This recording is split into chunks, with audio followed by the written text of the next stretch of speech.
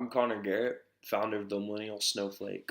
We self-identify as the premier source of fake news throughout the galaxy and are hard at work pushing an agenda of tolerance, acceptance, liberalism, self-belief, dogs, and veganism. All kidding aside, I wanted to explain a little more about why I started this satirical website. 2017 has seen Trump and the quote-unquote far right wage a war against intellectualism, science, the mainstream media, and political correctness. The Millennial Snowflake is essentially a grassroots counter movement to combat Trump's desire to make America the 1950s again. Among a number of tactics used by the far right to try to suppress resistance is the intentional mislabeling of anything that goes directly against what they believe. For instance, when Trump claimed that many of the Mexicans coming to the United States were rapists, but there may be some good people among them, basically the same language he used about the Charlottesville neo Nazis, we called him out for it.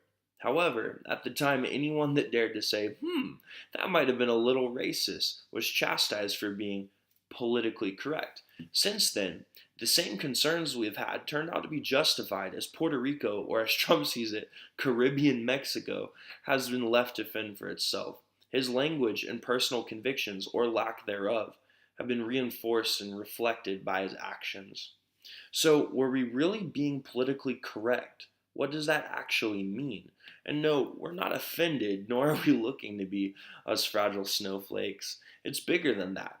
It boils down to our belief in the power of words and their formulation of ideas, and finally, how these ideas manifest themselves into reality. Before the atomic bombs were dropped, they were just an idea composed of words. Before the Holocaust happened, Mein Kampf was just a book.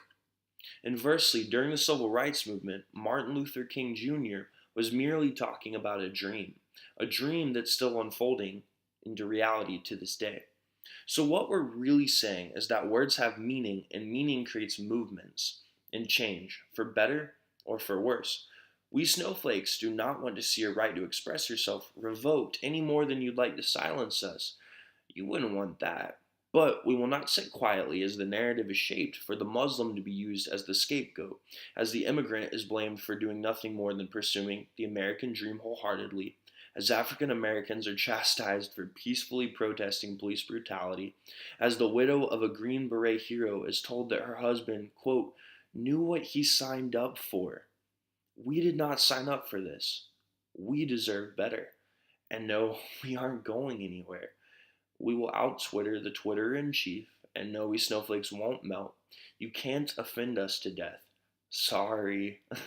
Chances are, if you find yourself disagreeing with me, it's unlikely I'm going to change your mind. I'm not here to tell you how wrong you are, or even have a logical discussion with you. If you don't get it by now, you probably never will. I'm actually here to make fun of you. Now, if you're with me, let's enjoy laughing at how many different ways they can try to describe a white mass shooter without calling him a terrorist, or laugh as evangelicals pretend that criticism is the same thing as persecution, while they stay with a straight face that Islam is a violent religion. Let's point out the hypocrisy of a draft dodger warmongering. But most of all, let's be entertained while we do it. Let's go ahead and claim that label, Millennial Snowflake. Let's wear it like a badge of honor. Let's be everything they love to hate. Thank you for listening to this video. If you enjoyed it, please subscribe to our channel and check out our site to keep up with the fake news you deserve. If you didn't, frankly, I'm offended.